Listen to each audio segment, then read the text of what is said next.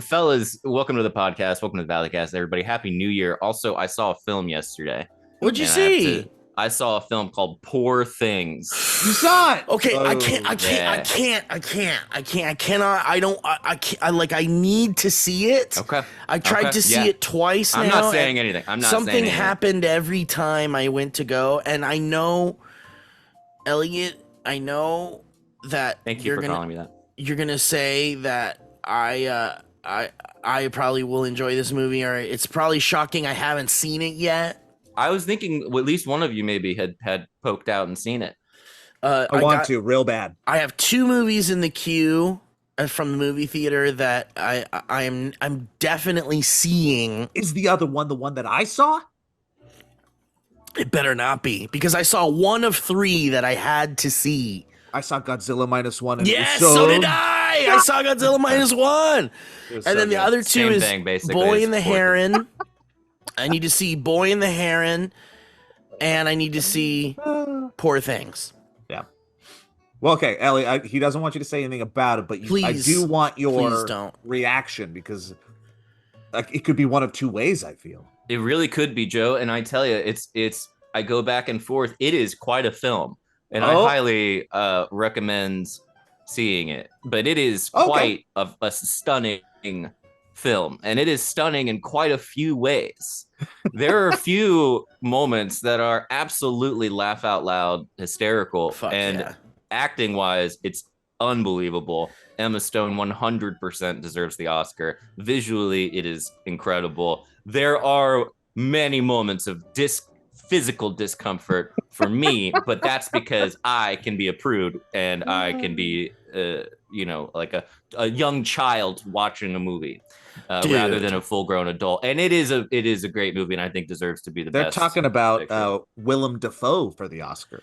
Unbelievable from every Raimi, who is the stand-up comedian. He blew up with a show on Hulu for a second, and he does every single actor in it is so good. Oh, awesome. So first of all, Emma Stone is having a moment right now for sure. Really is. And she's absolutely killing it. She's out there serving cunt and taking names, and we love her for it. So you have seen the movie, okay? I have not seen it, but I have seen a few Yorgos Lanthimos movies. Who's the director? Yorgos Lanthimos. God bless you. Thank you. And he directed The Favorite. I don't know if you knew that. Man. Oh no, I've seen the guy's name reference, but I was curious. We were talking after we left, like, what else has this guy done? Because this is such a unique. Please, and this is based on a novel, I guess. Please watch his other stuff, please. The Favorite. Hey, Joe, you've seen The Favorite, right? Yeah, that's why. That's also got Emma Stone, and it's a wild ride. Yeah. The Favorite, Favorite, a wild ride, yeah. Dude, you and Grace should watch The Favorite, please. Like, I really would love to hear your guys' thoughts on that. And also, very weird and very fun. Yeah, yeah, but it's interesting because I would say The Favorite is probably his closest to like a studio, like a general audience type movie. The rest of them are very, very bizarre. It's what Emma Stone got the Oscar for, right? Is that what she got the Oscar for? That's crazy. Let me double check. The other girl did for sure. The English lady, what's her name? Oh, hang on. Tinch. No, hang on. I got it. Olivia Colman. Yes, is that it, Olivia Colman? Yeah, okay. Yeah, from Peep Show. Yes, correct. So And if Wonka. Dude, if you love Olivia Colman, then get ready, you idiot. Okay. That's a good point. That is a good point. And Mark Ruffalo, so good. He is, boy, I love that guy. What a great guy. Well, please no more cast spoilers. I had no idea Mark Ruffalo was in it, and now it's ruined. I forgot you have your Mark Ruffalo hatred. I cannot see Mark Ruffalo on screen. Some people are like, I will not watch Home Alone 2 because Donald Trump is in it for 3.4 seconds. Okay, and so I'll never watch that movie again. And for me, it's the same with Mark Ruffalo. Don't feel like watching movies, so I'll watch people guess them instead. I don't know how it goes. I think it starts with your Emma Stone got the Oscar for La La Land. I was gonna say La La Land for Best Actress, but she might have got Best Supporting for The Favorite. You guys keep talking. I mean, she was fucking incredible in The Favorite. But I'll say this: Yorgos Lanthimos also directed The Lobster. The Lobster. Oh, I've seen The Lobster. That's Okay. So does it kind of click? It clicks. Yeah. Okay. And then The Killing of the Sacred Deer. The Killing of the Sacred Deer. I see. I know who this guy is now. Please watch those. Watch The Killing of a Sacred Deer and The Favorite as soon as you possibly can, because now that you've been injected with more Yorgos Lanthimos, I think you need more. The name is so fucking funny. It is. Yeah, and you know how to say it so well. Like Yorgos Lanthimos. Well, yeah, I discovered him at Fantastic Fest. They showed The Lobster at Fantastic Fest. They premiered there, and I was like, I'm in love with whatever this is. This is like, I explained it to my girlfriend because I was preparing her and showing her Yorgos Lanthimos movies before this one, Poor Things. I was like leading her up to it, and I was like, you just need to know, because she likes Wes Anderson movies. I was like, Yorgos Lanthimos makes like twisted Wes Anderson movies. They're like well put, right? It's like scary alternate dimension Wes Anderson. Yeah. It's one of the few movies I've seen in a while, or at least Poor Things was, where I was like, this is true creativity and using filmmaking as like an art form rather than just like trying to make something for that you think an audience will like. You're like, oh, this reminds you that these are artists doing this. Oh, yeah. And some idiots will say, oh, well, cinema's dead, or, you know, where the superhero movie is taking over the film entertainment industry. And it's like, no, sir. Or man, not anymore, right? Isn't it kind of, aren't they done now? Like, isn't it, there's no excitement over any like Marvel movies? Is that what people are saying? No one wants Star Wars. No one. Yeah, we hit a wall. Like Disney did what they did. They did what they did with Who Wants to Be a Millionaire. Everything is cyclical, you know? Like, and this was a big cycle that we just went through of 20 years of superhero movies. But I do feel like art house, like late 90s, kind of like independent flicks are really starting to come back, and storytelling about small things. Air, that Ben Affleck and Matt Damon movie that just came out, The Holdovers, Saltburn. It's all being like talked about as the biggest movies of the year as far as Oppenheimer, but it's a big budget one, but it's still like that kind of old school storytelling. So I think people got burnt out, except for on Spider-Verse movies. Yeah, because again, we're doing superhero in a new medium, and it looks different, and we've got an incredible crew behind the scenes with Phil Lord and Chris Miller and those guys. Those guys are just good. Anything they touch is like entertaining. So you combine that with a new medium, like a weird stop motion animation CGI type thing, and then you get Spider-Man, which almost never fails for audiences. Audiences just fucking love Spider-Man. They love that little guy. It's just a perfect storm. But it's interesting because that Aquaman movie out already? Yeah, people hate it. It's just done. Like, that was the last nail in the coffin for like those like kind of throwaway, just make them on a green screen superhero movies. Well, then, to be fair, it was DC, which always was like never had a chance, right? For sure. So that's it's almost, I think, the right example. I think your more correct example for what you're saying for the nail in the coffin is the Marvels. Which was straight up Marvel and just tanked hard. Yeah, but I didn't hear really that much bad stuff about it. It's just that people are done. Yeah, nobody went. It's not like a really bad movie, I guess. Yeah, I know, right? It's like actually pretty good. But all those movies are so boring after now. My hot take prediction, which is not a hot take prediction at all, is that the new Deadpool movie will come out and reinvigorate superhero movies again. Maybe. And then we'll start all over again. When Taylor Swift descends in a superhero outfit, it's going to explode the universe. It will explode our economy. I hope they kill her like they did all the others away. Yeah, just like Taylor Swift, dead in 2 seconds. I think no matter what happens, the fact that she's in it at all will destroy. Like, people will go in droves to the theater. They're gonna make so much money off that fucking movie. I really hope they kill her immediately. That is the it would most be Deadpool great. That'd be thing. so It'd be great. so funny. I mean, there are no rules in these movies anyway, so they could kill her and then be like, "Ooh, that was Dimension 14 version of Madam Web or whatever." Earth 7.B. Taylor Swift is so big that like being in this movie and having a continued storyline doesn't do anything for her at the end of the day. It just doesn't. The biggest move she could make, her team going, yes, kill me violently in 2 seconds. Because people would be like, she's got a sense of humor. Yeah. She's like, she gets it. She's in on the joke. I think it could upset the Swifties though.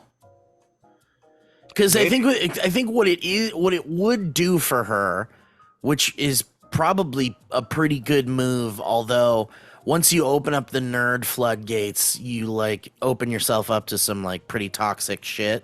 Not that she hasn't received it already, but when you get Taylor Swift in front of the nerds, like the nerds are avoiding Taylor Swift, it feels like. And then you throw her right on screen with Ryan Reynolds and Hugh Jackman, and you're like, you've just opened up the whole world for people to be like, oh, who's that?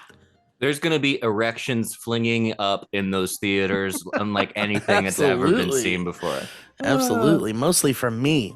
Yeah, 2 of them at least. I was an idiot. Emma Stone did not win a Best Support show. She got nominated for Birdman. She got nominated for The Favorite, both supporting, and then she won Best Actress for La La. But Olivia Colman, I think, won Best Actress for The Favorite. Yes.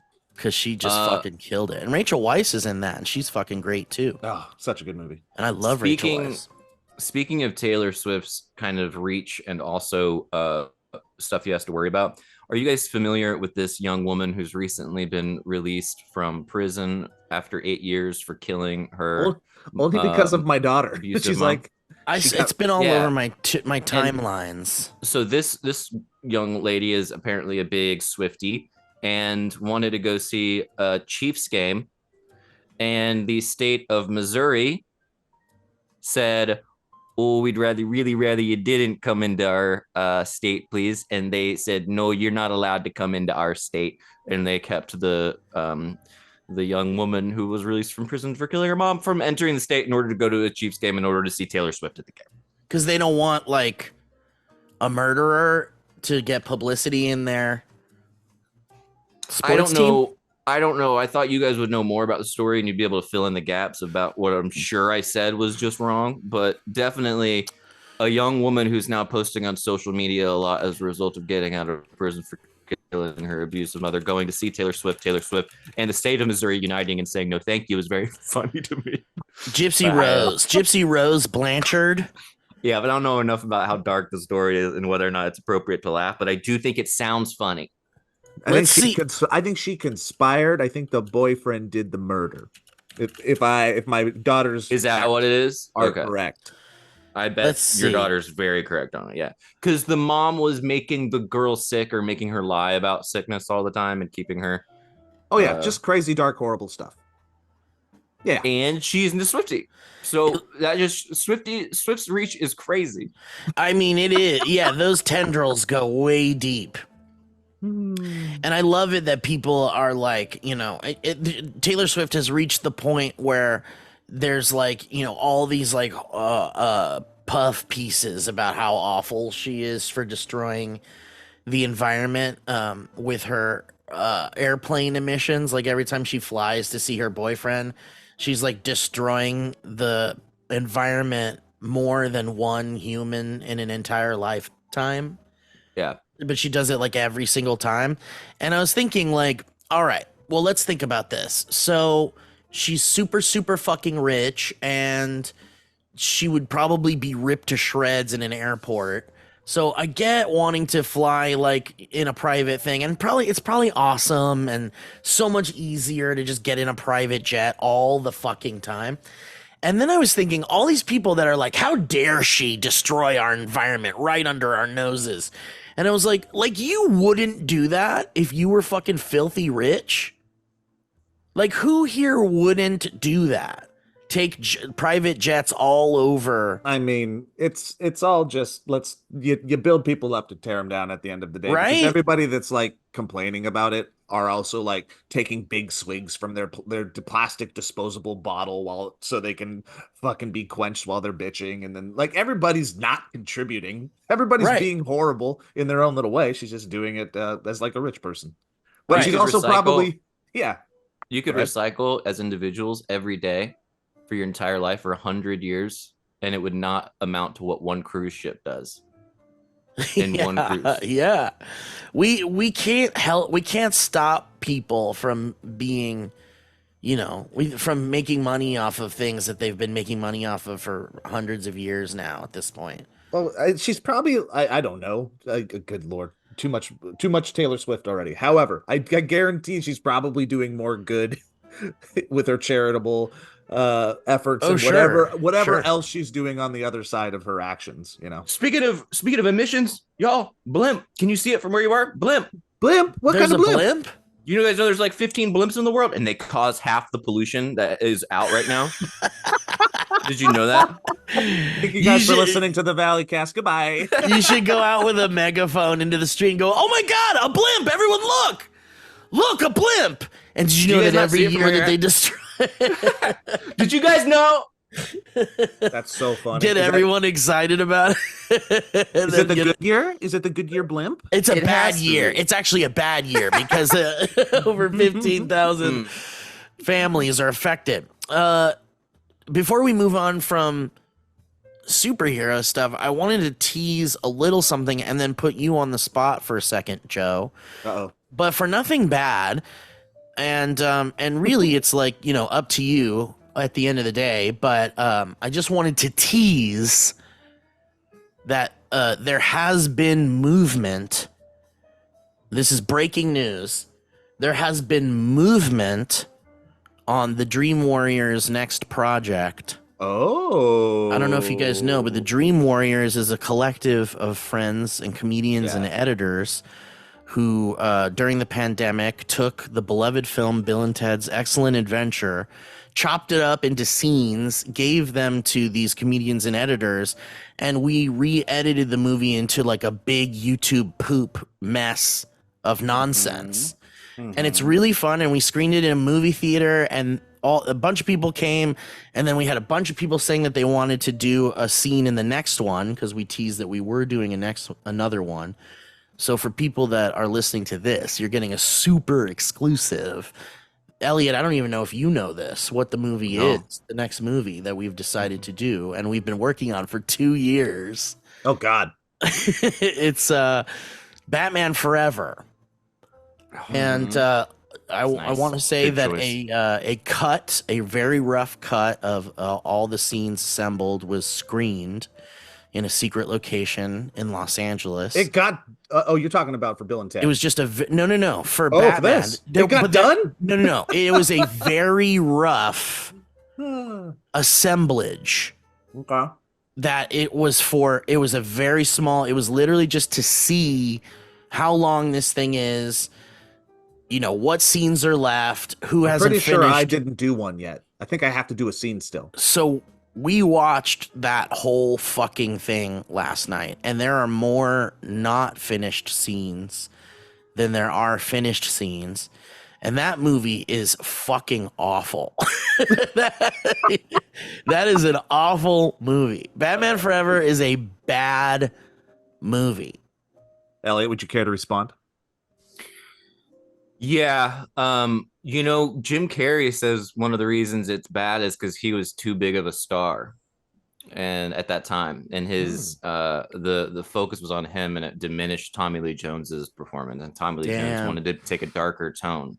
So they both ended up like, I guess they're like the same character if you watch that movie. And it's like doesn't work. No, that's true. Well, also, the pacing, that movie gets boring as shit. It's so boring. It's so boring, and it's so bad. And it's like, I'll give Schumacher credit because you're right, Elliot. You do have Tommy Lee Jones and Jim Carrey basically being bonkers maniacs like the whole movie. That is true. You never really thought of it as a kid, but Tommy Lee Jones should have never been that character. No. It's crazy. It's crazy. It's crazy. It's crazy. And you know, there's that famous story that Jim Carrey told on the Norm Macdonald show about how he says, I can't sanction your buffoonery. You guys know that story, right? What is that? No. Well, Jim Carrey Jim Carrey spilled on that Norm Macdonald podcast or whatever that Tommy Lee Jones like hated him. Like notoriously absolutely hated Jim Carrey. And one night after they filmed, like the movie had come out and whatever, it was already gone. He was in a restaurant and someone told Jim Carrey, hey, Tommy Lee Jones is over there. And Jim Carrey was like, oh, I got to go say hi to him. Like, we just did that Batman movie together. I haven't seen him in a minute. So he goes over to him and he says, hey, Tommy. And he said, Tommy turns around and looked at him like with like the most dejected, like, oh God, this guy face. And then he gets up and he like walks over to him so like, ugh, I don't want to do this. And he gives Jim Carrey, like, he comes real close to him and he says, you know, I don't like you, right? Or like, I've never liked you. Like something like, I've never liked you. And then Jim Carrey's like, really? And then he says, yeah, I cannot sanction your buffoonery. And that was like the thing that he remembered forever was that I would remember that forever. That would be it. Right? I would repeat in my head the moment I woke up every day. Cannot sanction your buffoonery. What does that mean? I don't have the ability to sanction your. He doesn't buffoonery? stand. Yeah, he like doesn't stand. He doesn't support his like wacky shit. But anyway, it makes that such a movie good story. And then Jim Carrey did number 27 to I know, reel right? in the buffoonery. Yeah. But it's funny because like if you watch that movie with those glasses on, that Tommy Lee Jones hates Jim Carrey, it makes it like a little bit more funny, entertaining because you're like, oh man, I can't wait them in this scene.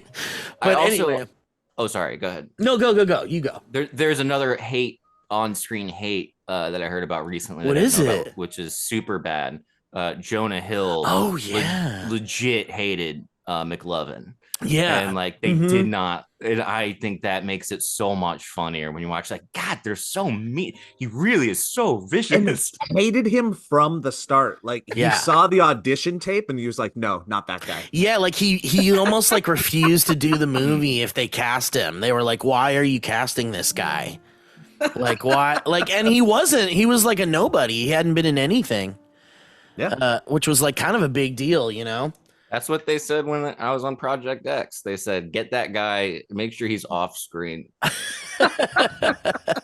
It's too much light. He's emitting too much. So anyway, we watched this fucking, you know, just a very few of us watched a cut of this Dream Warriors Batman Forever and Ever that we've been working on. And it's like really hard to watch because it's like the scenes that aren't messed with are like awful, you know. They need to be, basically we're gearing up to finish this thing and then actually like set a premiere date and do like a whole thing again for this one.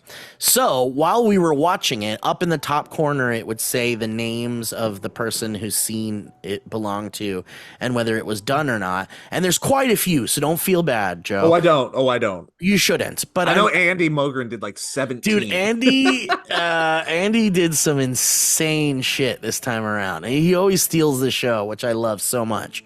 But so the scene that you are supposed to do, Joe, is the one where Chris O'Donnell's Robin is like doing laundry or something. Yeah. And he's like throwing the clothes like an acrobat onto the clotheslines and shit. Yep. And I was like, you know, I secretly really, really hope Joe does this. I'll do it. So this is me putting you on the spot. You should, but if you don't have the time and you can't do it, I totally understand. But it's like, I want to tease that we're finally gonna finish this fucking thing. So we're doing it. Look forward to the premiere date in 2020. Yeah, exactly.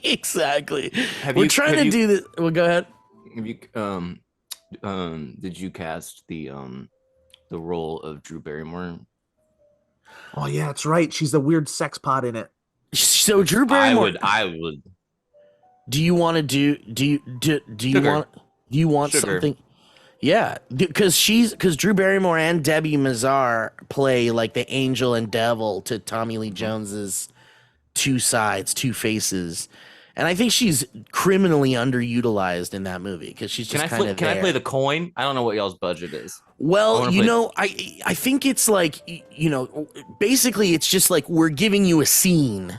You'll call me. Okay. So if you want a scene, we could totally give you a scene. But if you just want a cameo, that would be funny to have your face just appear on the coin and go like, "Hey, I'm Elliot Morgan," and then it cuts away. If you can make the coin just my face and I don't have to do anything, that would be hilarious. Yes. All right, we'll talk. It's only the face with the scratch, only the side with the scratches on. I'll have my people talk to your people. And you'll pay me? This is the best thing I've ever heard. And I get Yeah, you get the same rate everybody else, including Andy. The same rate Andy got for all the shit he did. Guy's insane. But yeah, so this Batman Dream Warriors thing is totally happening. Look forward to it soon. And yeah, it was really fun to see everyone's work that was finished. But it made me long for what certain scenes people got and what those people will do with those scenes. Elliot, I can't remember. Did you go to the premiere of the Bill and Ted? So here's the thing. It makes the movie, it's a very fun process. It's a creative journey that you go through, and then we all put our butts in the seat. The only qualm that I have is that a bunch of editors and creative people get a movie, and these are a bunch of, hey, look at me and look what I can do people. Yeah. So the movie gets extended by like an hour. Yeah. Which is what we're trying to avoid this time, because Batman Forever is already very long and very boring and bad. And what if I just delete my scene? And that's my contribution. Well, we're deleting a lot of stuff. Like there's going to be a lot of shit cut from the movie. Nothing that people have done already, but oh shit, the cops are here. But we're cutting a lot of it because of that, Joe. We definitely don't. And then in the future, I think we're going to give people like a 5-minute limit on what they do, because it's like a little overboard this time. Like I swear we were watching a scene and we were like, it's still going. It's still going. This is crazy. Bunch of creative assholes. Just exactly. But the whole goal is to do something, turn a movie into a bonkers art project and not take it seriously. And it's all based on jokes and funny and stuff like that. So, it's kind of like watching a movie with your friends and making fun of it. But instead of making fun of it, it's being made fun of already on the screen. I'll do it. I'm excited for it. Joe, I would love it, but if you don't, it's totally okay. I managed you guys to resend me the scene. Okay. It's a really short scene. You can do whatever you want with it. But I will say this. There is a lot of farts in this cut. So no farts. Just if you're going to do farts, be sparing with it. No farts. Do you have the line where Val Kilmer says, tell me, doctor, do you like the circus? Is that in there? When does that happen? You should watch the clip, because it's for some reason the take that they have of Val Kilmer. No fucking way. Is tell me, doctor, do you like the circus? And it is a really strange. In fact, I have a clip here. That movie is like, it just doesn't compute that it went from Batman Returns to Batman Forever. When you think about how Tim Burton should just do all the Batman movies. And then all of a sudden you've got this bonkers fucking neon McDonald's shit.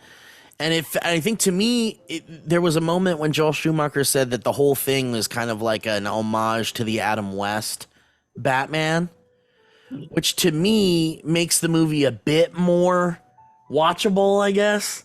Tried to increase the camp, but then it was also I feel like that was backtracking, and it was really the desire to sell more toys. It became, especially in the second one, it was destroy the Batmobile, then make another Batmobile. Destroy that suit, make another suit.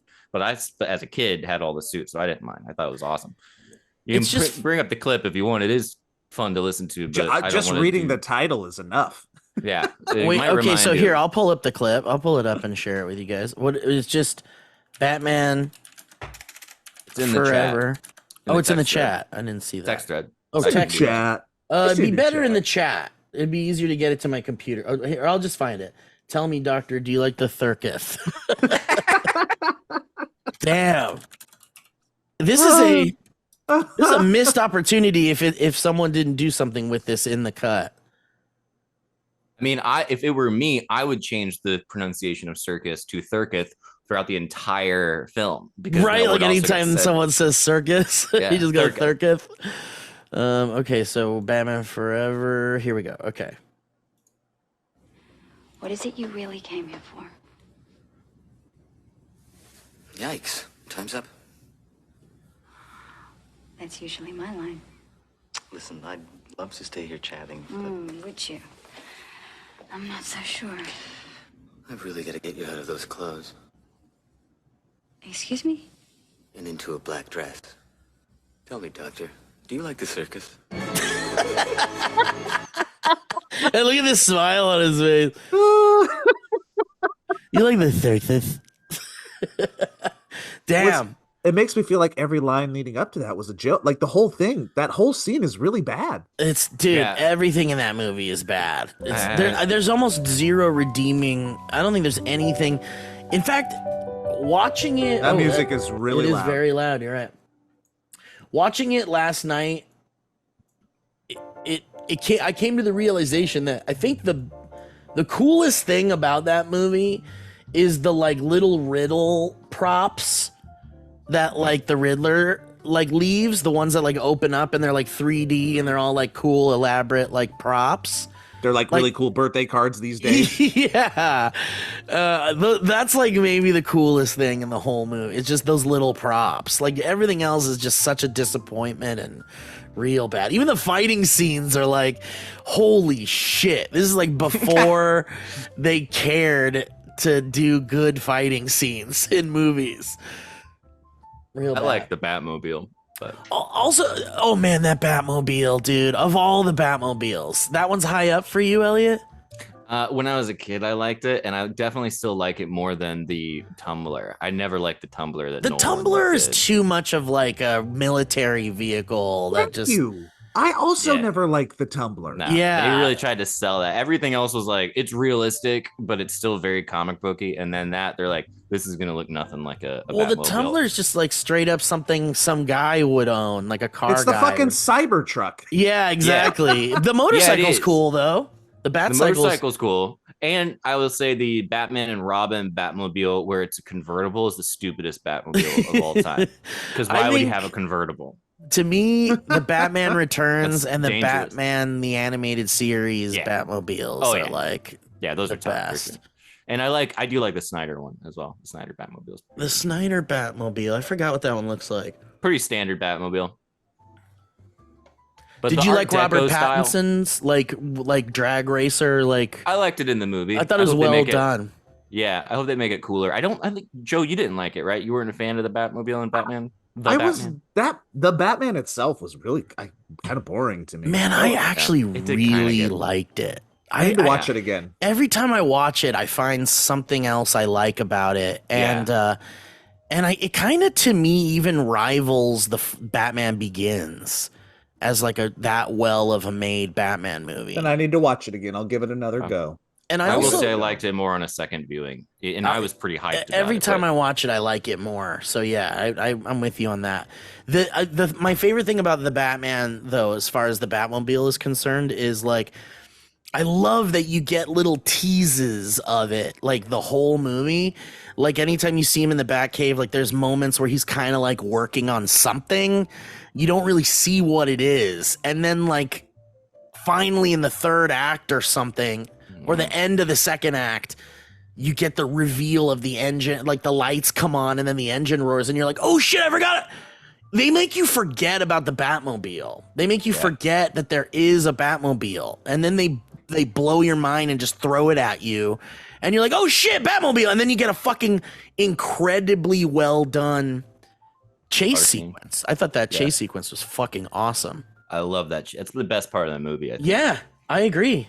Okay, I'm gonna watch again because I remember absolutely zero from the movie. It didn't stick with me at all. Well, I remember booing in the theater. You were going boo and you were upset. You were so upset, Joe. Yeah. Oh, I thought you were saying boobs. Boobs. Just pointing at the Poor screen. boobs. Boobs. Anyway, you can't say anything, honey. You just can't. Let him be.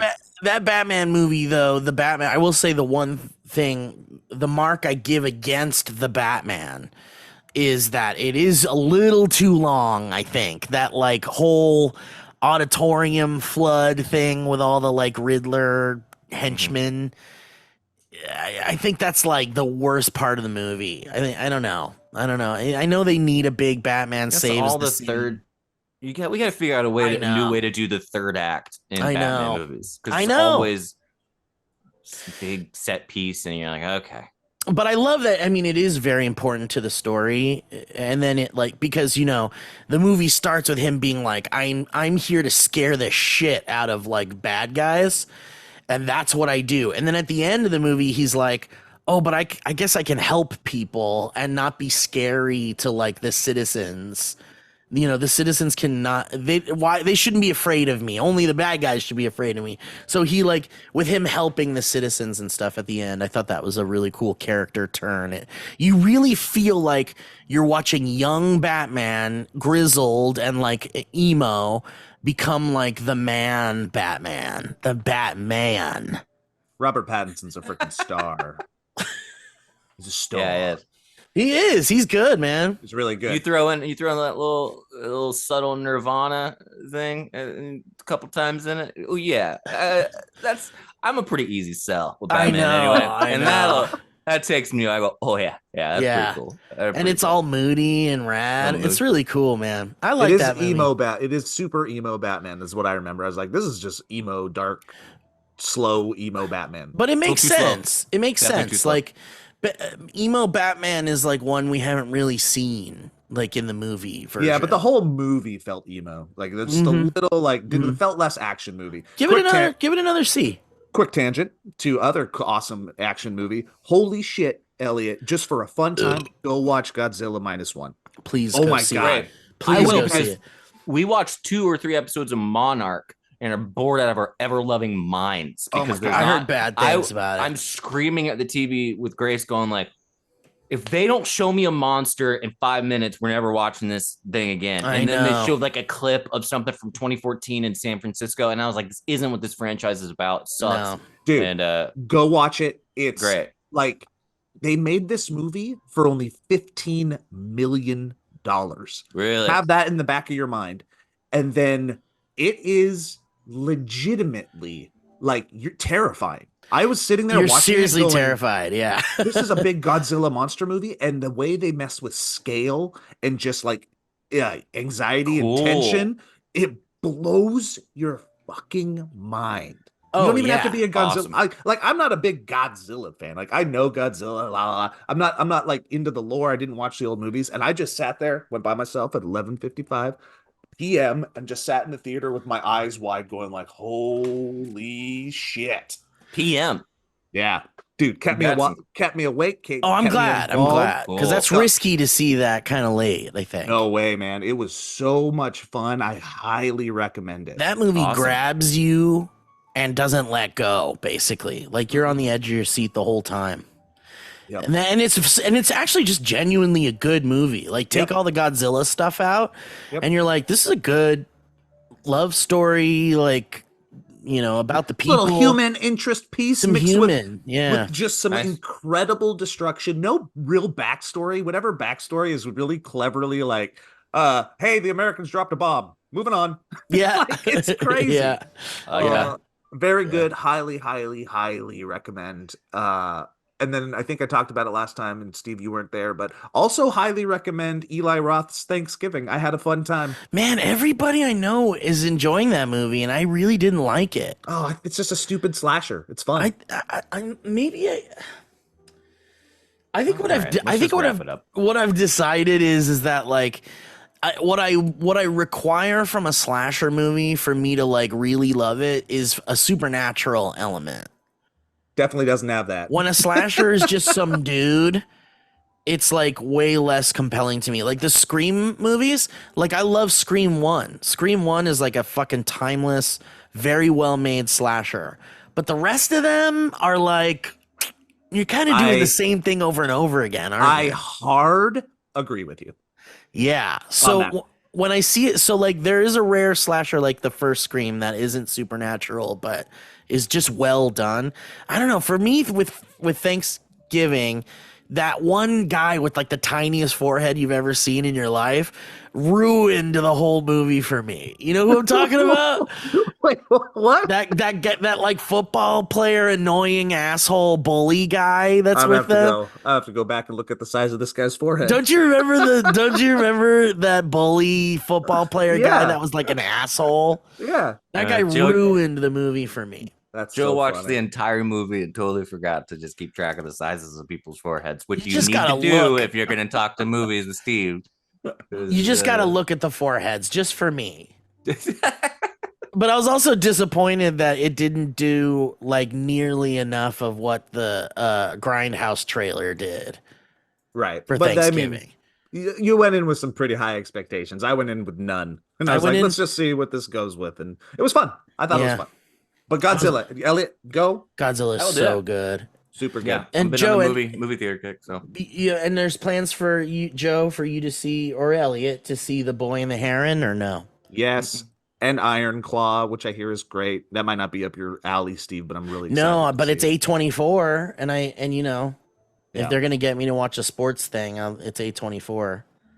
I'm more likely to watch Iron Claw. Did you know that Zac Efron, when they were doing that drama about his jaw, it might have been because he got the shit kicked out of him under a bridge in Los Angeles on Skid Row for buying drugs? Wait, 2014? In 2014? 2013, 2014, yeah. And so I guess, he got, and then the cops showed up, and he got assaulted by him. So now he looks different. Look, give me my money. Is that real? That's really what happened?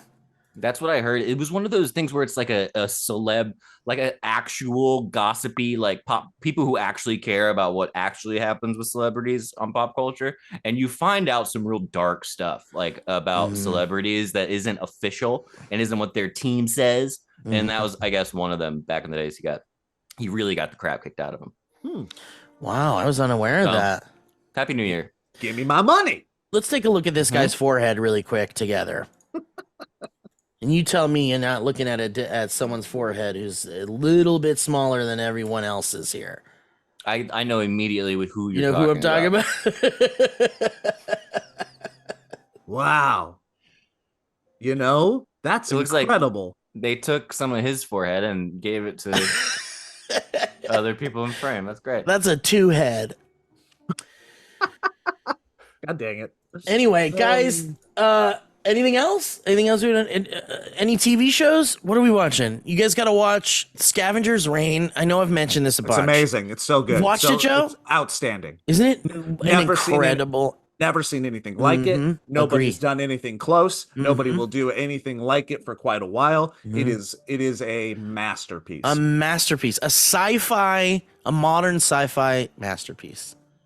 Please watch it. The Scavengers Reign.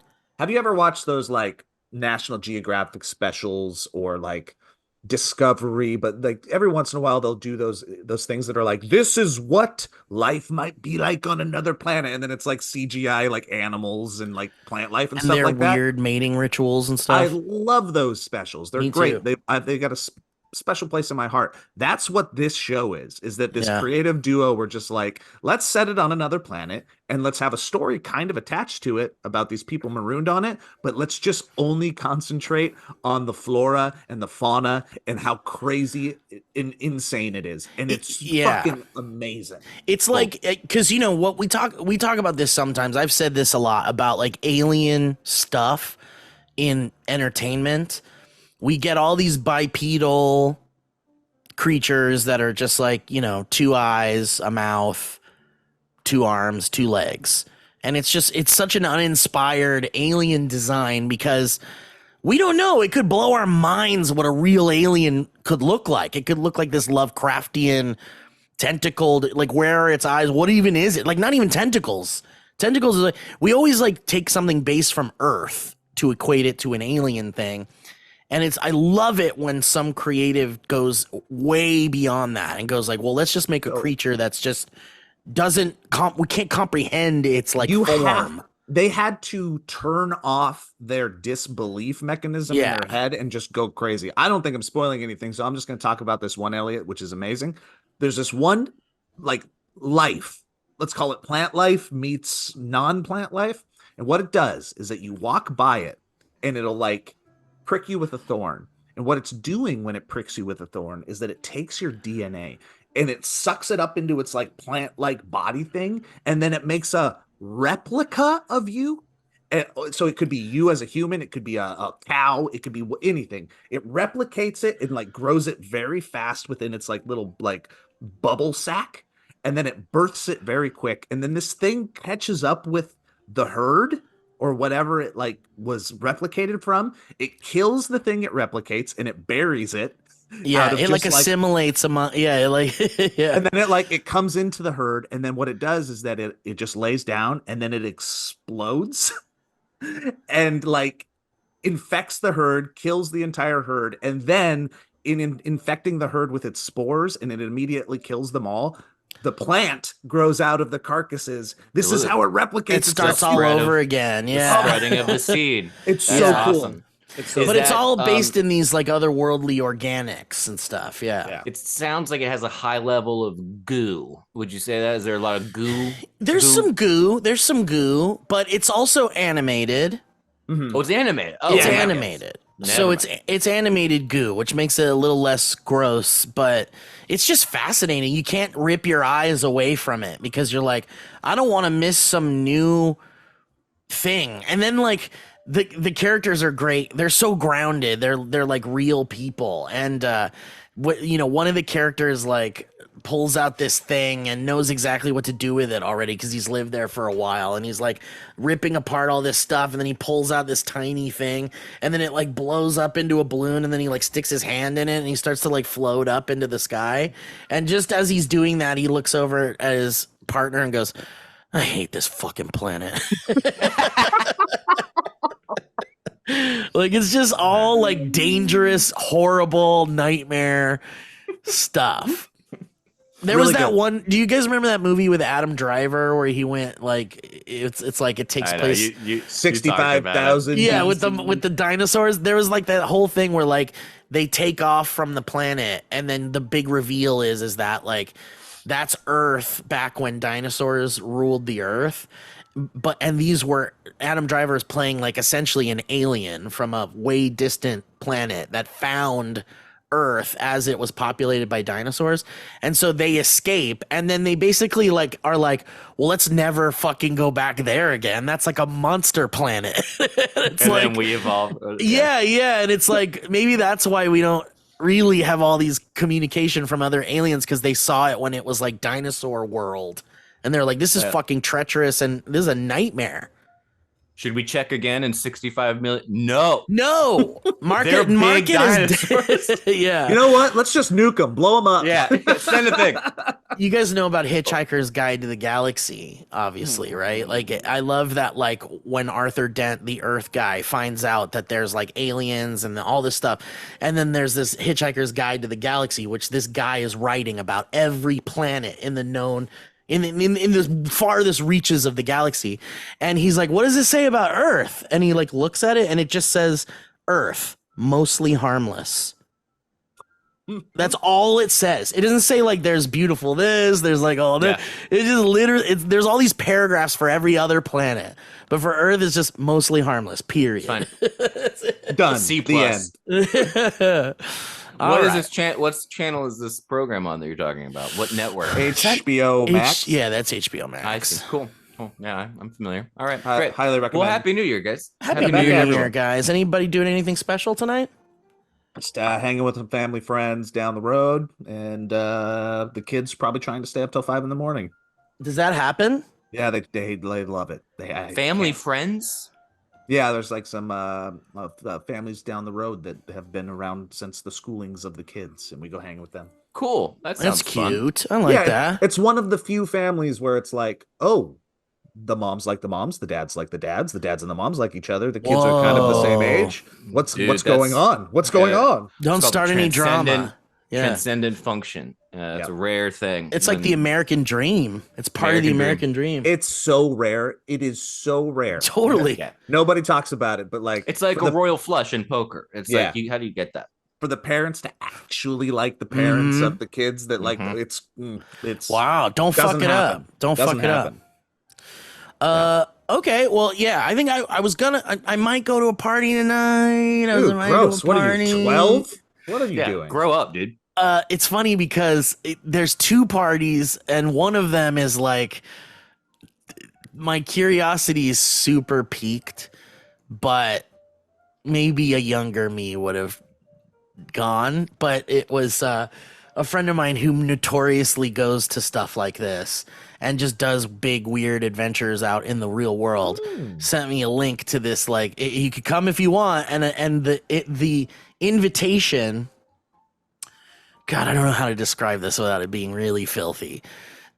The invitation is digital, and the image is a person's face that is covered. Okay. All right. And then I was like, okay, that's cheeky. And then I click on it, and then it tells you, like, it says, if you want to come to this party, you have to sign a waiver that says that you're okay with people having sex all around you. And every possible area of this party, there could be sex. You're gonna go. And then there's like all these other things and activities, and there's like bloodletting and like they're like rituals. Bloodletting. There are orgies, but also cornhole. Well, actually, there is a hole, but it's not a cornhole. There is a cornhole. There is cornhole. It's a different kind of hole. Dude, you have to go now because now we want you to report on it. I know. I do want to go, and I was like, maybe I could pop in for like an hour and then get out. But I was talking to my girlfriend about it, and she's like, I don't really want to go to that. Okay, well. And I was like, she's like, you don't really want to go to that, do you? And I was like, part of me really does. And another part of me is like, I don't need this shit, man. I don't need that. That's not my world. Here's the compromise. You guys go, because, you just want to see what's happening, but you both wear, like, metal eyes wide belts. Shut. No, eyes wide shut. Like yeah, like there's no chance that any of us could be slipping into any cornholes.